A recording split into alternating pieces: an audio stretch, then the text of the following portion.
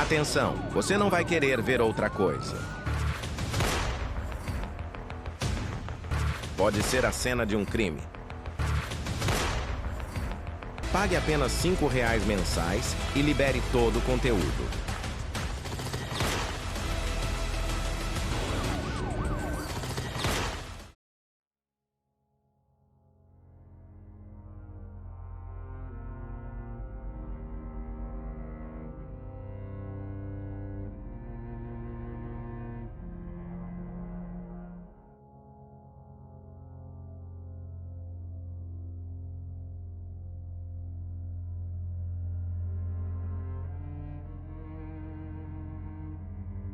Madrugada afora em Oklahoma, em abril de 1990, 3 caras estão numa picape, dirigindo pela estrada.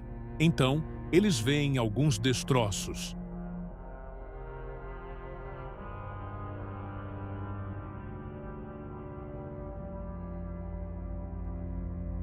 Eles veem que ao lado dos destroços tem um corpo.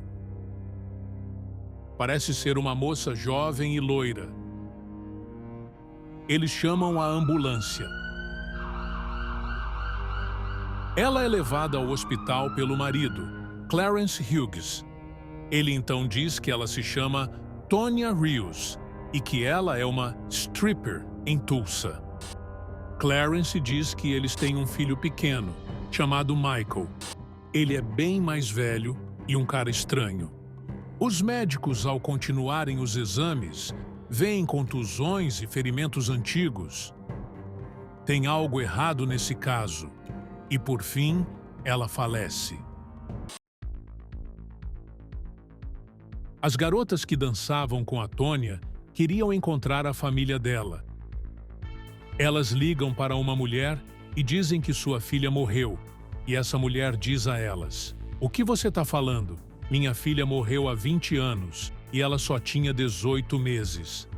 Elas perceberam que quem elas enterraram não era Tonya Rios. Agora estavam se perguntando o que houve e quem era ela.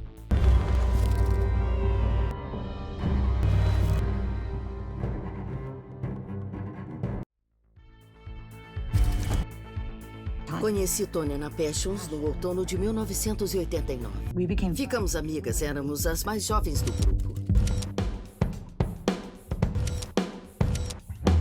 Acabamos nos dando bem.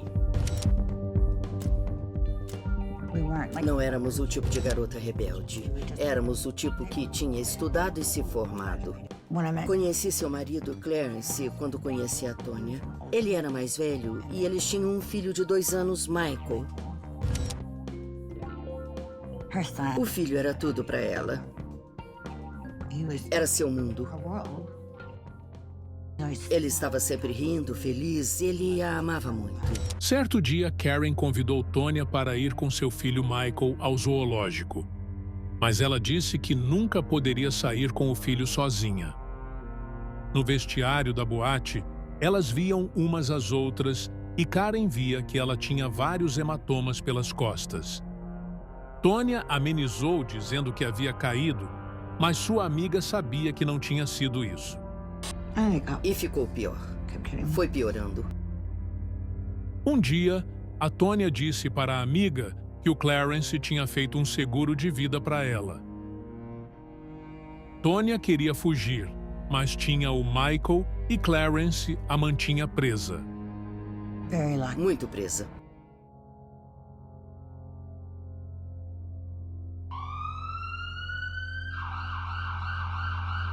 Clarence ligou para Karen em 25 de abril de 1990.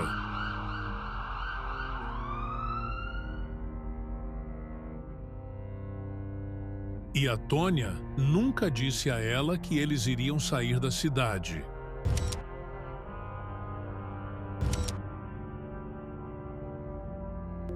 Por que não contaria? E precisava ser levada à UTI e tratada da melhor maneira com fluidos intravenosos, medicamentos para controlar a pressão sanguínea e para controlar o inchaço do cérebro. Clarence me disse que ela estava na UTI e que não eram permitidas visitas. Eu não poderia vê-la, ninguém poderia, mas eu fui mesmo assim.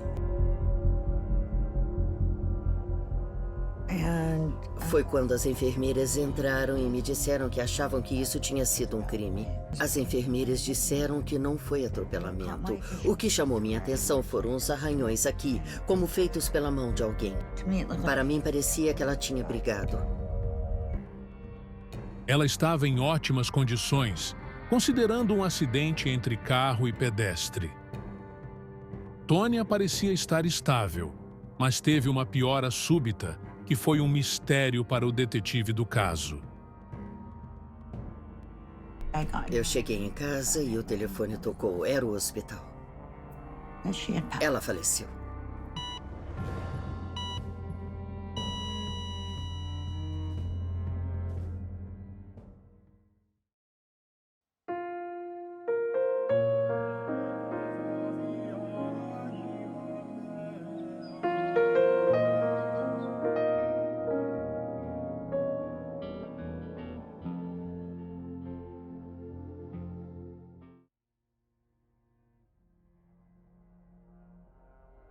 Ela não se chamava Tonya Rios. E não sabíamos quem ela era até ali. Por isso só colocamos Tonya na lápide. Karen sabia que o Michael não ficaria bem com o Clarence. O hospital perguntou a ela sobre o estado do Michael e disseram que ele não estava falando. E Karen disse que isso não era comum. Eles orientaram Karen a procurar o serviço social. Depois vieram e pegaram o Michael e o colocaram em um lar adotivo.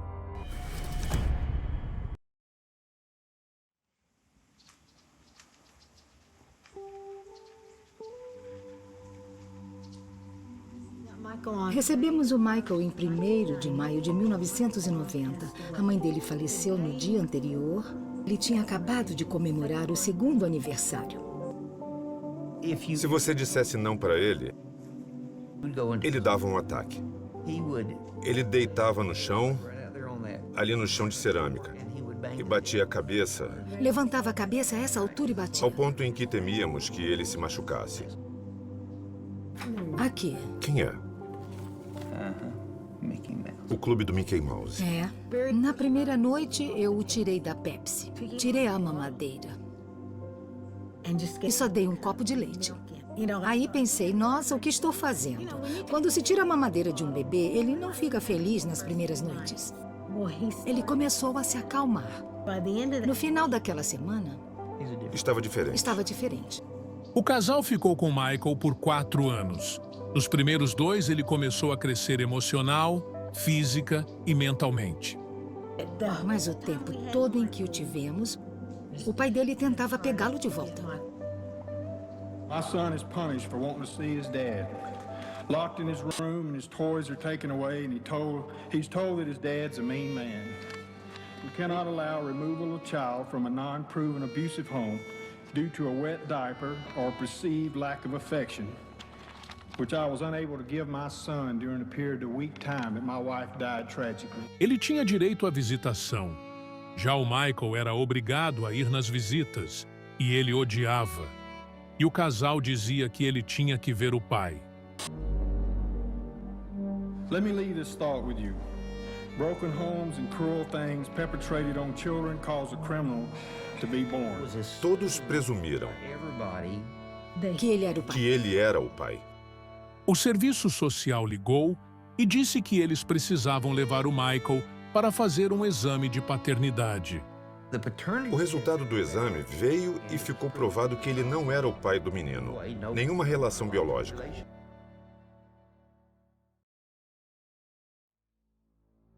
Então, rescindiram os direitos paternais dele. As visitas pararam, mas na mesma semana, uma picape passou pela rua com um homem dirigindo bem devagar e observando a casa dos Beans. Quando Merle ligou para o serviço social e perguntou que carro o Clarence tinha, eles descreveram o carro que ela viu circulando próximo à sua casa. Eu disse, esse homem passou pela minha casa. E eles disseram, você está paranoica. E eu disse, não, eu sinto que tem algo acontecendo.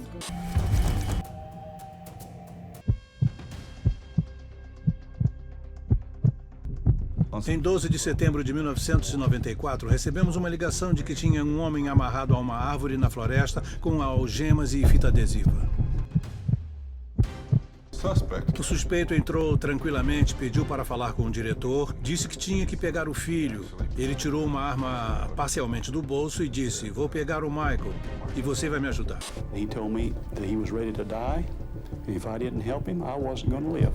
Então ele entrou na escola com o diretor sobre a mira de uma arma e sequestrou o Michael junto com o diretor. E ele disse, vamos sair daqui, pegar o seu carro e você vai dirigir por uma estrada de terra. Eles pararam a uma certa altura. O diretor foi levado até um bosque, onde foi algemado a uma árvore e teve o rosto e a boca tampados por uma fita adesiva. Depois de algum tempo, alguém o encontrou e chamou a polícia. Depois dos policiais deixarem o local, eles ligaram para o Federal Bureau of Investigation. Você luta mais contra o crime no caminho de casa em Nova York do que aqui em Oklahoma. Não temos muitos sequestros em Oklahoma, mas se tivéssemos, eu sabia que viria para mim. Nos sequestros, é bom fazer os resgates nas primeiras 48 horas, senão as chances diminuem drasticamente. A primeira coisa que fizemos foi mandar um alerta geral. Todas as agências de Oklahoma estavam procurando um garotinho chamado Michael Hughes, que foi levado por uma pessoa que se dizia ser o pai dele, Clarence Hughes. Puxamos a ficha dele e vimos que em 1990 ele tentou receber a apólice de seguro de vida da esposa. Mas o número do seguro social que ele deu era de um homem chamado Franklin Floyd. Então, o nome verdadeiro dele era Franklin Delano Floyd. Ele tinha muitos pseudônimos: Trenton Davis, Warren Marshall e Clarence Hughes. Os detetives souberam que Franklin Floyd esteve em uma casa de passagem, e o fato de ele ter passado por lá significava que ele havia saído da prisão. Então eles puxaram sua ficha criminal. Em 1962, raptou uma menina, roubou um banco em 1963. Foi liberado da casa de passagem em 1972 e em 73 ele atacou uma mulher. Foi preso, pagou fiança, mas não compareceu no julgamento. Ele estava fugindo desde aquela época e era foragido por quase 20 anos. Com todas essas informações, foi fácil concluir que tínhamos um problema de verdade. E tínhamos perguntas sobre a mãe do menino que havia morrido 4 anos antes. The finger of blame started pointing at Franklin Delano Floyd when co-workers of Tanya's from a Tulsa strip joint called Passions went to police with their story. Ao descobrir que Tonya tinha sido morta em um atropelamento, o mais provável era que Franklin Floyd seria o motorista. Os analistas disseram que eu tinha uma semana. Depois disso, Floyd provavelmente se cansaria do menino, que se tornaria um risco e ele o mataria. Esse cara era violento. Capturá-lo poderia ser complicado. Floyd and the young boy are believed to be driving in a 1994 Ford pickup full-size. The tag number, QCN 305, Oklahoma license plate.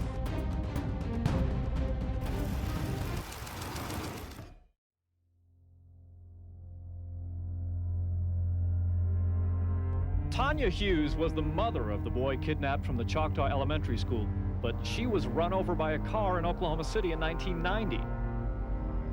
Leads concerning Michael Hughes should be directed to the FBI at 842-7471. Em 1994, houve uma reportagem grande sobre o sequestro.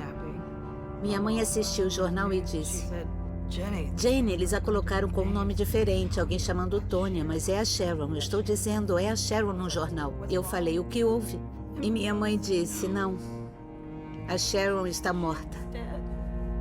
Eu liguei para o FBI, para a linha direta, e disse, que tinha visto uma reportagem sobre uma moça chamada Tonya. Eu sei quem ela é. Ela se chama Sharon Marshall. Era minha melhor amiga no colégio.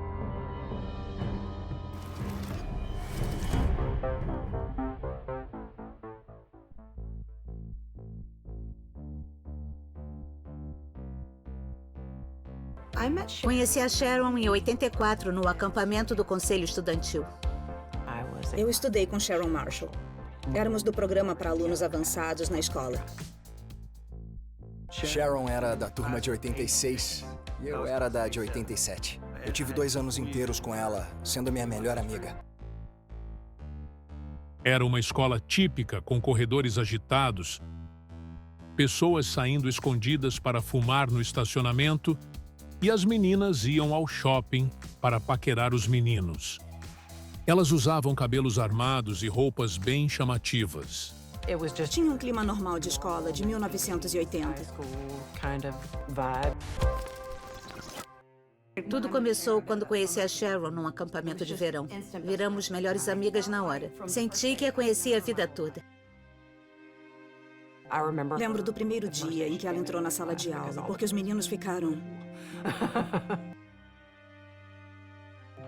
Ela era muito inteligente. Estava no treinamento de oficiais da reserva, no clube de ciências, no programa para alunos avançados.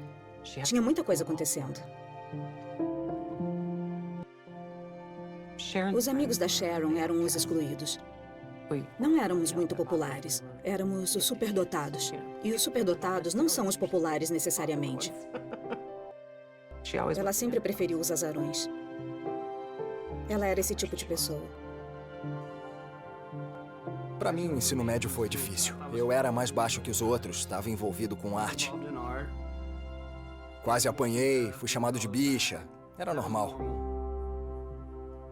Meus segundo e terceiro anos foram felizes só por causa de 2 pessoas. Uma delas era Sharon Marshall. Durante a escola, tinha sempre um recado para mim dizendo: "Oi, Ray, amor. Espero que esteja tendo um bom dia. Te amo, Sharon."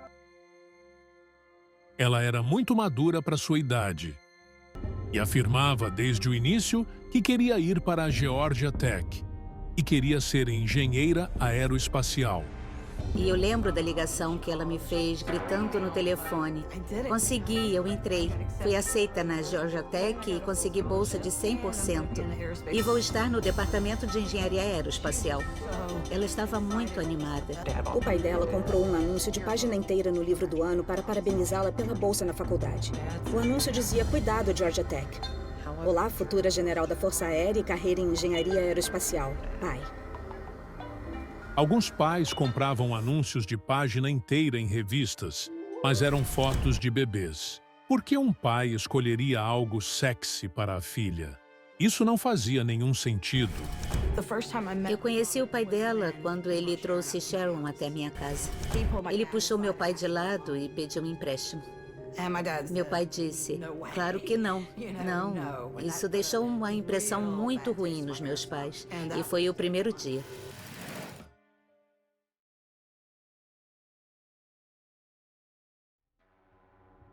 Ela disse que a mãe dela havia sido atropelada numa ponte e morrido quando ela estava no ensino fundamental. Ela fazia o jantar todas as noites. E não tinha permissão de conversar pelo telefone. Ela disse: "Não ligue demais para cá, a não ser que eu saiba antes. Mas eu posso ligar para você." Assim que ele chegava em casa, a voz dela ficava muito nervosa e falava: tá, tenho que ir, e depois desligava. Certo dia, Tonya ligou para a amiga e, chorando muito, disse que estava grávida. E eu lembro de ficar chocada e chorando quando ela falou da gravidez. Eu disse: "Meu Deus, o que vai fazer?" Então ela diz que vai ter o bebê e que vai colocá-lo para adoção. Você tem que ir, conseguiu a bolsa, é inteligente, quer ser engenheira aeroespacial, vai fazer várias coisas, ela disse. Alguém tem que cuidar do papai. Eu acho que não ir para a Georgia Tech acabou com ela, porque foi por isso que ela lutou.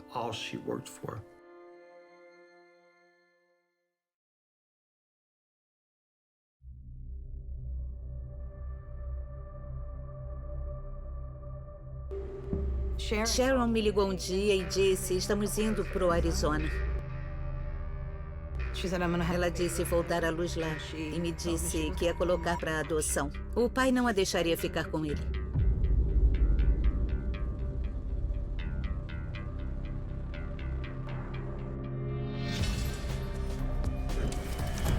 Police say 51-year-old Franklin Floyd entered the Indian Meridian.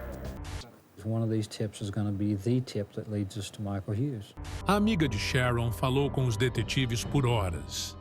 Saiu em todos os jornais quando Michael desapareceu. E acredito que foi quando conheci Joey Fitzpatrick.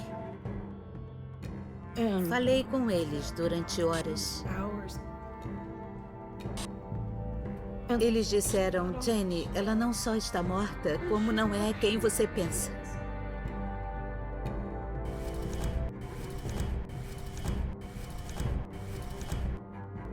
Nós mostramos fotos da Tonya Hughes e ela disse que a conhecia como Sharon Marshall.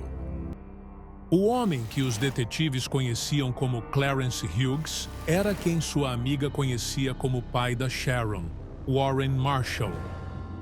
Eles acharam que era a esposa dele. Disseram, são casados. E eu disse, não, é o pai dela. Não tínhamos uma imagem muito diferente de quem era Sharon. Nós percebemos depois de falarmos com Jenny Fisher que Tonya também tinha pseudônimos. Os detetives descobriram que em 1989, um ano antes da morte dela, eles trocaram de nomes. Sharon Marshall se tornou Tonya Tedlock e Warren Marshall se tornou Clarence Hughes. Os nomes que eles usaram foram retirados de lápides no Alabama. Depois, eles se casaram com os nomes novos em Nova Orleans, ou seja, esse homem casou com a própria filha. Era inacreditável. Investigation showed she went by many names, like Tonya D. Hughes and Tonya Dawn Tadlock. Há uma grande pergunta. O que aconteceu com Sharon Marshall nesse período entre o ensino médio até ser encontrada morta na beira da estrada? A morte dela era suspeita, mas não havia provas de que Floyd a matou. O que aconteceu com Sharon Marshall?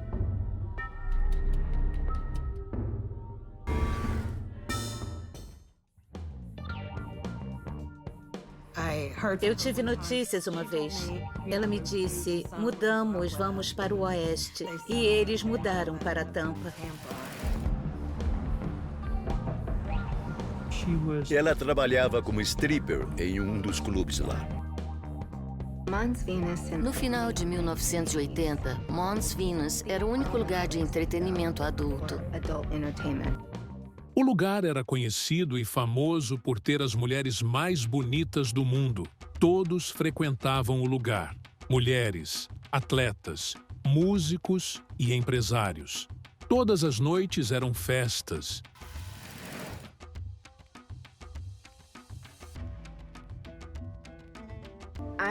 Lembro do dia em que a Sharon Marshall entrou pela porta. Ela parecia uma boneca viva, vestida de um jeito inocente. Sharon era muito tímida e não falava sobre si mesma com as novas colegas. Ela usava um kimono rendado, então nunca andava por aí totalmente nua como todo mundo. Mas ela e eu começamos a ficar amigas. E foi quando as garotas do clube começaram a me falar do pai dela e da relação estranha deles. O pai da Sharon mandou que ela perguntasse para a amiga sobre as festas que ela estava organizando e dizer que ela estava disponível. Havia um clube de milionários aqui e as festas deles eram as mais fáceis de fazer.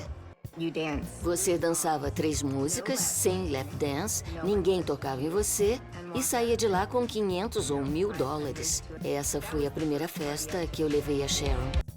Um dos homens foi até Heather e disse que ela precisava tirar a Sharon da boate, porque ela estava na porta do banheiro feminino oferecendo serviços sexuais por $50.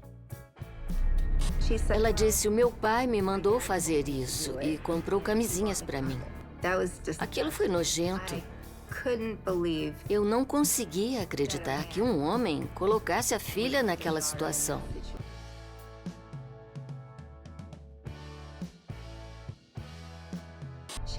Sharon nunca me disse que estava grávida, mas ficou aparente. A relação da Sharon com o Michael era linda. Ela era uma mãe maravilhosa e preocupada com ele. E só de ver a maneira como ele olhava para ela, eu acho que ele foi a melhor coisa que já aconteceu com ela. Comecei a tomar conta do Michael aos 15 anos. Ele me dava uma cabeçada, uma testa com a outra. Nós nos olhávamos. Pegava a boca dele e fazia na minha bochecha. Ele era um amor. A babá de Michael morava a uma quadra de Sharon e Warren Marshall. O trailer deles era um trailer comum, de 2 quartos e um banheiro, tamanho normal. Warren dormia em um sofá-cama, na sala. Sharon dormia no quarto dos fundos e o quarto do meio era do Michael. Ele não tinha berço, sempre achei isso estranho. Ele tinha um berço portátil. O engraçado é que eles não tinham família, só 1 ou 2 amigos. Sharon tinha uma amiga, Cheryl. Ela vinha na casa de Sharon e Warren de 1 a 3 vezes por semana, sempre bem vestida. Estava sempre de unhas feitas e ela era muito legal. Ela literalmente entrava no parque de trailers, num Corvette. O carro era lindo. Ela me via na piscina e acenava. Quando se tem 15 anos e alguém tão bonita fala com você, você se sente bem. Quando alguém do nível, da classe e estilo dela dizia oi. A Sharon era linda. Ela era italiana. Tinha os cabelos longos e lindos.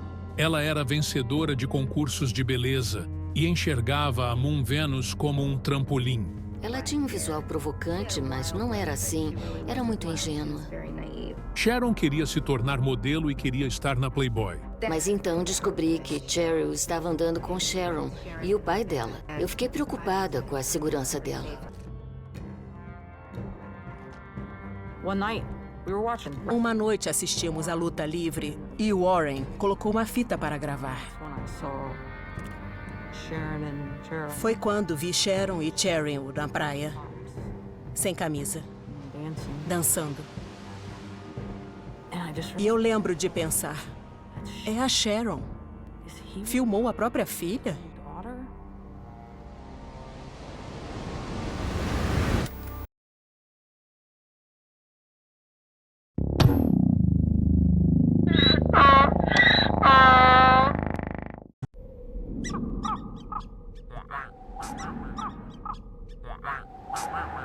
Este é o reino de Desencantada, um lugar de má sorte. Este é Malcolm. Ele nasceu em Desencantada, onde seus pais eram obrigados a caçar calangos alados para alimentar ele e suas irmãs.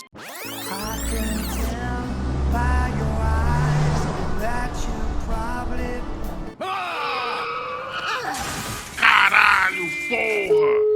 Oi. Querida, não precisamos mais do calango. Eu acabei de atropelar um tatu bolinha. Que porra! Todo dia é calango no café, almoço e janta? Fazer o quê, né? Eu sou um idiota que não vivo em Eldorada. Malcolm, o unicórnio maldito, vive nessa terra ingerindo calangos ao longo de sua vida medíocre. Ao mesmo tempo, ele tem um chifre de ouro, e isso o coloca em perigo o tempo todo. Ele se acha especial. Naquela terra livre de oportunidades, que não era de contos de fadas, Malcolm resolveu que iria mudar sua história. Ele era um predestinado, afinal, seu chifre era de ouro.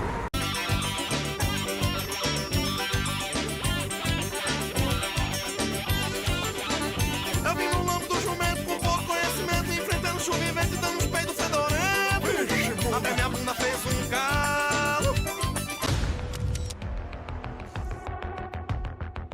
Atenção, você não vai querer ver outra coisa. Pode ser a cena de um crime. Pague apenas R$ 5 mensais e libere todo o conteúdo.